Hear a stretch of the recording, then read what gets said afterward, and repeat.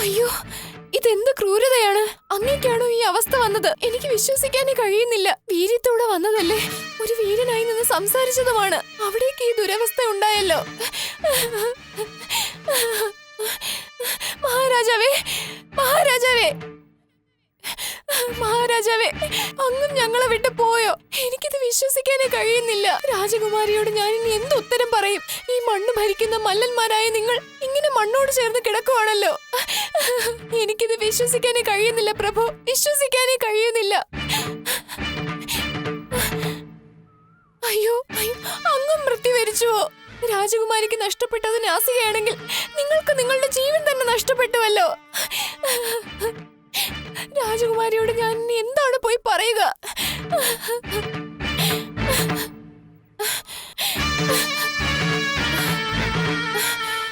എടാ മഹാഭാവികളെ, ഞങ്ങളുടെ രാജകുമാരിയുടെ നാസിക അറുത്തത് പോരാതെ അത് ചോദിക്കുവാൻ വേണ്ടി വന്ന ഞങ്ങളുടെ രാജാവിനെയും അദ്ദേഹത്തിന്റെ സഹോദരന്മാരെയും വധിച്ചു കളഞ്ഞുവല്ലോ. ഞാൻ ഇപ്പോൾ തന്നെ രാജകുമാരിയുടെ പക്കൽ പോയി സംഭവിച്ചതെല്ലാം പറയും.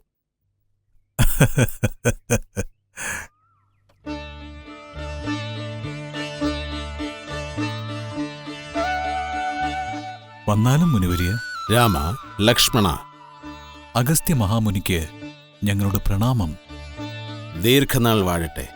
എന്താ രാമ, പഞ്ചവടിക്ക് വന്ന ഉടൻ തന്നെ ശത്രുസംഹാരത്തിന്റെ പോരാരംഭിച്ചുവോ?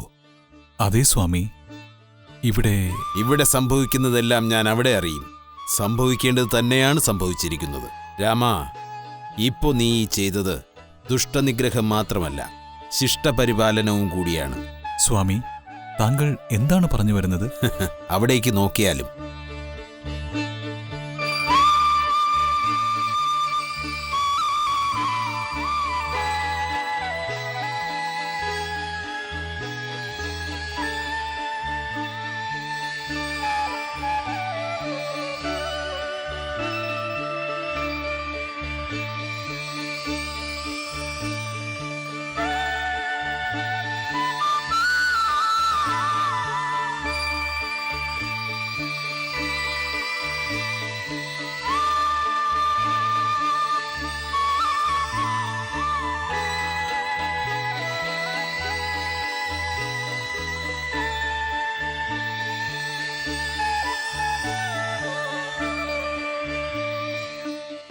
സ്വാമി, എന്ത് അതിശയമാണിത്! ഈ അസുരന്മാരുടെ ആത്മാക്കൾ ശരീരം വിട്ട് പ്രകാശിച്ചുകൊണ്ട് പുണ്യലോകത്തേക്ക് പോവുകയാണല്ലോ.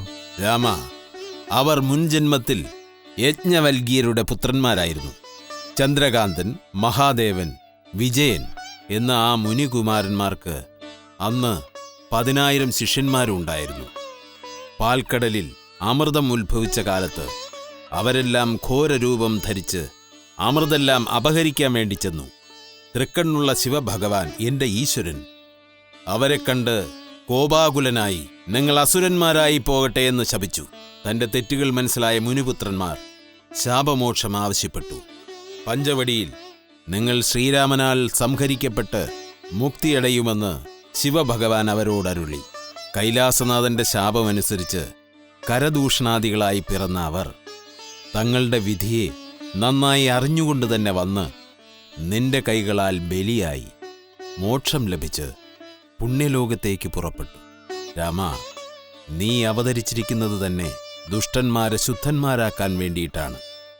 നിന്റെ അനുജൻ ലക്ഷ്മണൻ ശൂർപ്പണഖയുടെ നാസിക അറുത്തുകളഞ്ഞത് ലങ്കാധിപതിയായ രാവണന്റെ വിജയകിരീടത്തിൽ നിന്ന് വൈരത്തെ പറിച്ചെടുത്തതിന് സമമാവും. കൂടാതെ നിങ്ങൾക്കുണ്ടാകുന്ന വിജയങ്ങളെല്ലാം തന്നെ ലോകത്തിന് നന്മ മാത്രം വരുത്തട്ടെ എന്ന് ആശംസിക്കുന്നു.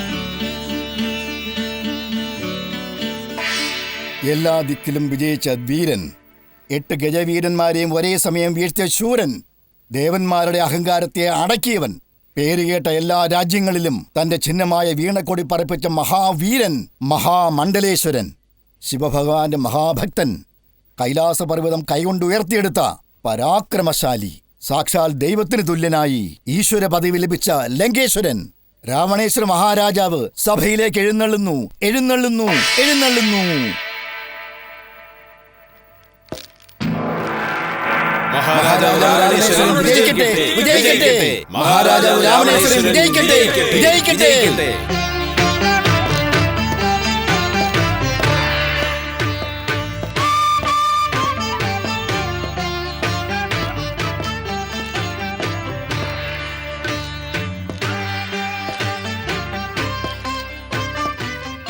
ലങ്കാധിപതിയായ രാവണേശ്വരന് ഈ മഹോദരന്റെ വിനീതമായ പ്രണാമം.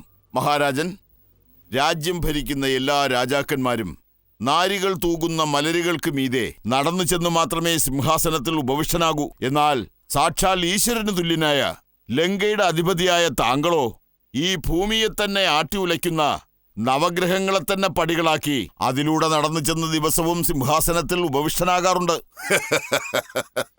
അതിൻ പ്രകാരം ആദ്യത്തെ പടി സൂര്യനാണ് പ്രഭോ. സൂര്യൻ? ഇവൻ സ്വർണ്ണത്തേരിലേറി ഭൂമിയെല്ലാം ചുറ്റി വരുന്നവനാണ്. നവഗ്രഹങ്ങളിൽ ഇവൻ ഒന്നാമനാണെന്ന് പറയാറുണ്ട്. എന്റെ സിംഹാസനത്തിലേക്ക് കയറുന്ന പടികളിലും ഇവൻ തന്നെയാണ് ഒന്നാമത്. രണ്ടാമത്തെ പടിയിൽ ചന്ദ്രൻ. ചന്ദ്രൻ ഇവൻ രാത്രിയുടെ രാജാവാണ്. നേർത്ത പ്രകാശത്തിലൂടെ ഈ ഭൂമിയെ കുളിരണിപ്പിക്കുന്ന സുന്ദരൻ. എന്നാൽ ഇവനാണ് എന്റെ രണ്ടാമത്തെ പടി. മൂന്നാമത്തെ പടിയിൽ ചൊവ്വ.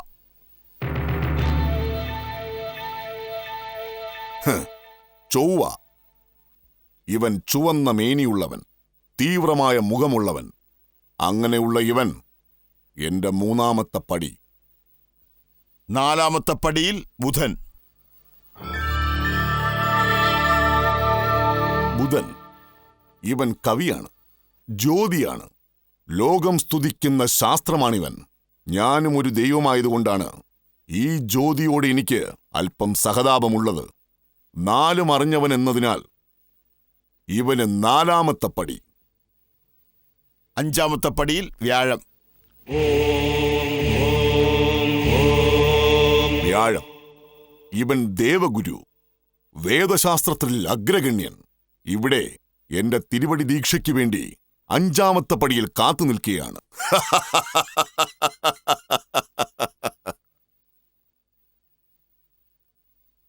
ആറാമത്തെ പടിയിൽ ശുക്രാചാര്യർ എന്ന ശുക്രൻ.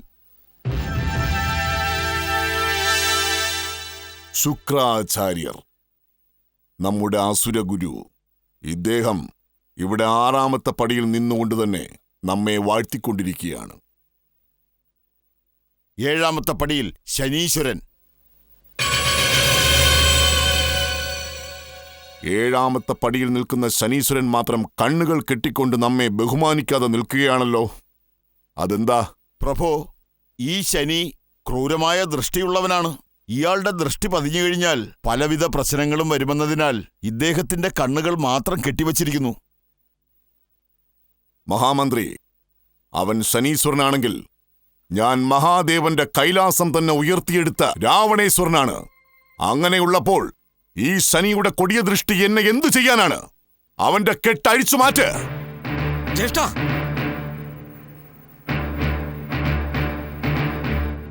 ശനീശ്വര, നിന്റെ കണ്ണിലെ കെട്ടങ്ങഴിച്ചു മാറ്റ്.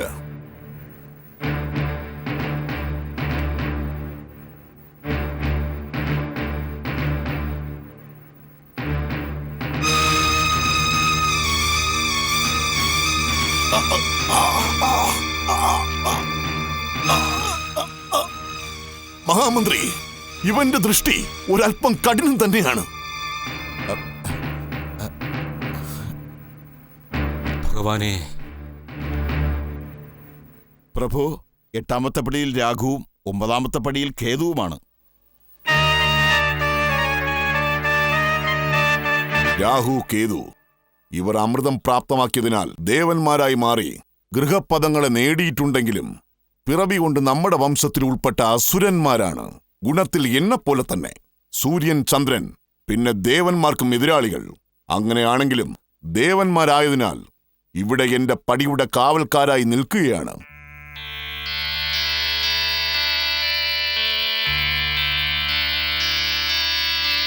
നവഗ്രഹ ദേവന്മാരെ, ഞാൻ കയറി വരുന്ന പടികളിൽ പതിഞ്ഞു കിടക്കുന്ന നവഗ്രഹ നായകന്മാരെ, എന്റെ രാജ്യത്തിന്റെ അഭിവൃദ്ധിക്കും എന്റെ ഭരണമഹത്വത്തിനും നിങ്ങളുടെ എല്ലാവരുടെയും ദൃഷ്ടി എന്നിലേക്ക് പതിയുവാനാണ് നിങ്ങളെ എല്ലാവരെയും എന്റെ പടിയിൽ പതിച്ചു വച്ചിരിക്കുന്നത്. അതുകൊണ്ട് ഇത്രയും നാളും എന്നിലേക്ക് നിങ്ങളുടെ നല്ല ദൃഷ്ടി ചെലുത്തിയതുപോലെ ഇനിയും അത് ആവർത്തിക്കേണ്ടതാണ്.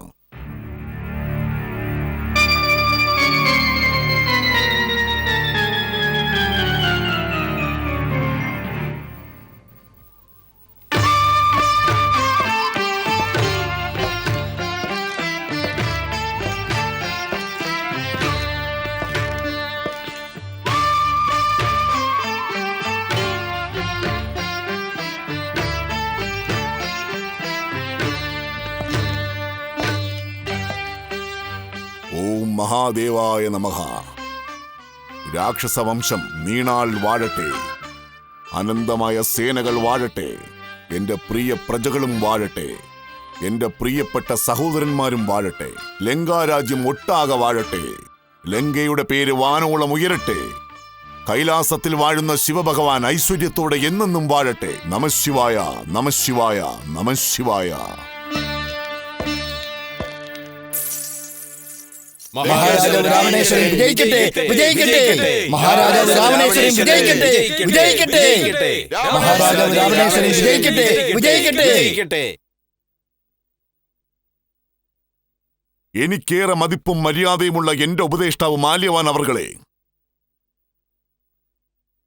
എന്റെ ചെറിയമ്മയുടെ പുത്രനും ഈ ഭരണം ഞാൻ ഭംഗിയായി നടത്തുവാൻ വേണ്ടി എന്റെ കൂടെ നിന്നുകൊണ്ട് മന്ത്രിയായി ശോഭിക്കുന്ന മഹോദര, എന്റെ തോളുകൾക്ക് തുണയായി നിൽക്കുന്ന കുംഭകർണൻ, വിഭീഷണൻ എന്നിവരായ എന്റെ പ്രിയ സഹോദരന്മാരെ, ഇന്ദ്രനെ തന്നെ ബന്ദിയാക്കി ഈ ലങ്കയുടെ അഭിമാനമായി മാറിയ എന്റെ പ്രിയപുത്രൻ ഇന്ദ്രജിത്ത്, മന്ത്രിമാരെ, എന്റെ പ്രിയ നേതാക്കന്മാരെ, പ്രധാനികളെ, എന്നത്തെപ്പോലെയും എന്റെ സൽഭരണം നിലനിർത്താൻ നിങ്ങളെല്ലാവരും എന്നെ പിന്തുണച്ചുകൊണ്ട് നിൽക്കേണ്ടതാണ്. ശൂർപ്പണഖേ, സഹോദരി, എന്റെ അവസ്ഥ ദർശിച്ചാലും ശൂർപ്പണഖേ, ഇതെന്ത് ക്രൂരതയാണ്! നിന്റെ നാസിക അർത്ഥവനാര്? ഏതോ അയോധ്യ ചക്രവർത്തി ദശരഥന്റെ പുത്രന്മാരാണ്. രാമൻ, ലക്ഷ്മണൻ എന്ന രണ്ടുപേർ ആരണ്യത്തിലേക്ക് തപസ് ചെയ്യാനായി വന്നു എന്ന് അറിവ് ലഭിച്ചു. അങ്ങനെയോ? സഹോദരി, ആ രാമലക്ഷ്മണന്മാർ നിന്നെ ഈ അവസ്ഥയിലാക്കാൻ കാരണം? നീ ചെയ്ത കുറ്റം? ജ്യേഷ്ഠ, അവർ നമുക്ക് സ്വന്തമായ പഞ്ചവടിയിലേക്ക് വന്ന് നമ്മുടെ അനുവാദമില്ലാതെ അവിടെ ആശ്രമം പണിത് അവിടെ തങ്ങിയിരിക്കുകയാണ്. അത് തെറ്റാണെന്ന് എടുത്തു പറയാൻ വേണ്ടി പോയതാണ് ഞാൻ. അതിനവരെന്നോട് ഇങ്ങനെ ഒരു ക്രൂരത കാണിച്ചാണ് എന്നെ തിരിച്ചയച്ചത് ജ്യേഷ്ഠ. എന്ത്? അതുകൊണ്ടാണോ അവർ ഇങ്ങനെയൊക്കെ ചെയ്തത്? അവർ രാജകുമാരന്മാരാണെന്നല്ലേ പറഞ്ഞത്? ആ വനത്തിന്റെ അവകാശി ആരാണെന്നുള്ള കാര്യം അവർ അന്വേഷിച്ചറിയേണ്ടതല്ലേ? അവർ ഭയങ്കര അഹങ്കാരികളാണ്. അപ്പൊ പിന്നെ എങ്ങനെ അന്വേഷിച്ചറിയാനാണ്? നീ സകല ലോകങ്ങൾക്കും അധിപതിയായ രാവണേശ്വരന്റെ സഹോദരിയാണെന്ന് അവരോടെന്താ നീ എടുത്തു പറയാതെ പോയത്? അങ്ങയുടെ പ്രശസ്തിയും പരാക്രമവും എല്ലാം തന്നെ വ്യക്തമായി ഞാൻ എടുത്തു പറഞ്ഞതാണ് ജ്യേഷ്ഠ. അവരതിനെയൊക്കെ അവഗണിച്ചു വിടുകയായിരുന്നു. എന്ത്? ഈ 14 ലോകങ്ങളിലുമുള്ളവർ എന്റെ പേര് കേട്ടാൽ തന്നെ ഭയന്ന് വിറയ്ക്കുന്നതാണ്. അങ്ങനെയുള്ളപ്പോൾ അവർ എന്റെ കീർത്തിയെ തന്നെ അവഗണിച്ചു എന്നാണോ? അതെ ജ്യേഷ്ഠ, നമ്മുടെ മാതലാനി താടകയെയും അവരുടെ പുത്രനായ സുബാഹുവിനെയും അവർ തന്നെയാണ് ഇത്ര വധിച്ചത്. ആയതിനാൽ തങ്ങളെ വെല്ലുവാൻ ആരും തന്നെ ഇല്ല എന്ന് അഹങ്കരിച്ചുകൊണ്ട് നടക്കുകയാണ് അവർ. അതിന്റെ അഹങ്കാരത്തിൽ എന്നെയും അനുചിതമായ വാക്കുകൾ കൊണ്ട് അവർ അപമാനിച്ചു. അങ്ങനെ എന്താണ് പറഞ്ഞത്? അവർ നമ്മുടെ അസുരവംശത്തെ വേരോടെ നശിപ്പിക്കാൻ വന്നതാണെന്നും ഇത് പോയി നിന്റെ ജ്യേഷ്ഠനെ ഉണർത്തിച്ചാലും എന്ന് പറഞ്ഞുകൊണ്ട് അവരിൽ ഇളയവൻ എന്റെ നാസിക അറുത്തു മാറ്റുകയായിരുന്നു ജ്യേഷ്ഠ. എന്ത്? അസുരവംശത്തെ നശിപ്പിക്കുമെന്ന് വെല്ലുവിളിച്ചോ? അതിന്റെ തുടക്കമെന്നാണെന്നോ നിന്റെ ഈ മൂക്ക് മുറിച്ചത്? ആ ക്രൂരതയും സഹിച്ചുകൊണ്ട് നീ ലങ്കയിലേക്ക് ഓടി വന്നു. ഭീരുവായ നാരി! അത് നമ്മുടെ കരൺ ഭരിക്കുന്ന വനമല്ലേ? അവനോട് പറഞ്ഞാൽ ആ കാഷായ ധാരികളെ കാലകേയന്റെ അടുത്തേക്ക് പറഞ്ഞയച്ച് ആ ചെയ്തി പറയാൻ വേണ്ടി മാത്രമായിരുന്നില്ലേ നീ ഇവിടെ വരേണ്ടിയിരുന്നത്? ഞാനത് അങ്ങനെ തന്നെയാണ് ജ്യേഷ്ഠ ചെയ്തത്. നമ്മുടെ ജ്യേഷ്ഠന്മാരോട് ഞാൻ ഇക്കാര്യം പോയി പറഞ്ഞു. എന്നാൽ ആ നരാധമന്മാർ ഇത് ചോദിക്കാൻ ചെന്ന് നമ്മുടെ ജ്യേഷ്ഠന്മാരായ കരൺ, ദൂഷണൻ, തിരിശരൻ എന്നിങ്ങനെ മൂവരെയും വധിച്ചു കളഞ്ഞു ജ്യേഷ്ഠ, വധിച്ചു കളഞ്ഞു. ബ്രഹ്മാവിന്റെ തലവിധി പോലും മാറ്റാൻ കഴിവുള്ള എന്റെ അനുജന്മാരെ ആ രാജകുമാരന്മാർ വധിച്ചു വന്നോ? അപമാനം, അപമാനം! അസുരന്മാർക്ക് അപമാനം! മഹാമന്ത്രി, പ്രഭു, അവരെ ഇപ്പൊ എന്താണ് ചെയ്യേണ്ടത്? അവർക്കിരയായത് ശൂർപ്പണഖയാണ്. മറുപടി എങ്ങനെ കൊടുക്കണമെന്ന് ശൂർപ്പണഖ തന്നെ പറയട്ടെ. മഹാമന്ത്രി, ആ നരാധമന്മാരാൽ നമുക്ക് നഷ്ടപ്പെട്ട മാനത്തെ വീണ്ടും തിരിച്ചു പിടിക്കേണ്ടതാണ് ജ്യേഷ്ഠ. അവർ രണ്ടുപേരിൽ മൂത്തവനായ രാമൻ തന്റെ സുന്ദരിയായ പത്നി സീതയോടൊപ്പമാണ് വന്നിരിക്കുന്നത്. സീതയോ? പേര് വളരെയധികം ഭംഗിയുള്ളതാണ്. പേരിൽ മാത്രമല്ല, തപസ്വിനിയുടെ വേഷത്തിലാണെങ്കിലും ആ സീത മികച്ച ആകാരവടിവുള്ളവൾ തന്നെയാണ് ജ്യേഷ്ഠ. സീത പേര് കൊള്ളാം.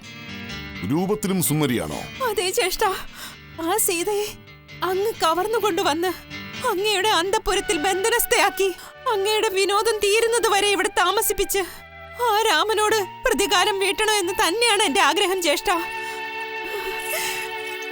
ജ്യേഷ്ഠ, അവൾ മറ്റൊരാളുടെ പത്നിയാണെന്നോർത്ത് മടിക്കേണ്ട ആവശ്യമില്ല. അവളെ പോലുള്ള സൗന്ദര്യവതികൾ ഇരിക്കേണ്ട ഇടം അങ്ങയുടെ അന്തപുരം തന്നെയാണ്.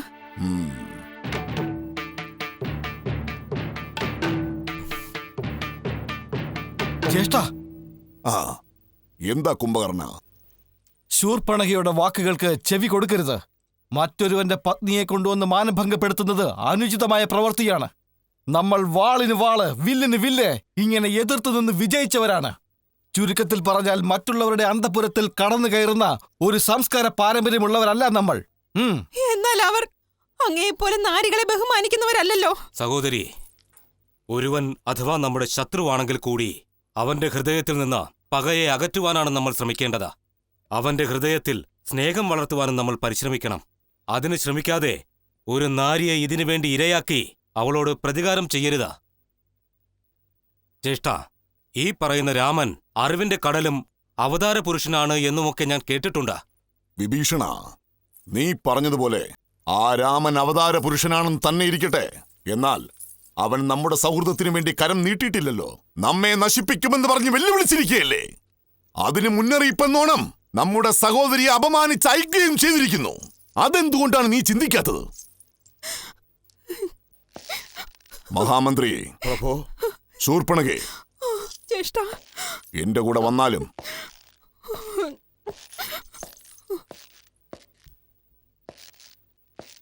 മുത്തശ്ശ, ഒരിക്കലുമില്ലാത്ത പുതുമയെന്നോണം ജ്യേഷ്ഠൻ രാവണന്റെ നേർക്ക് ആ ശനി ഭഗവാന്റെ കൊടിയ ദൃഷ്ടി പതിഞ്ഞിരിക്കുകയാണ്.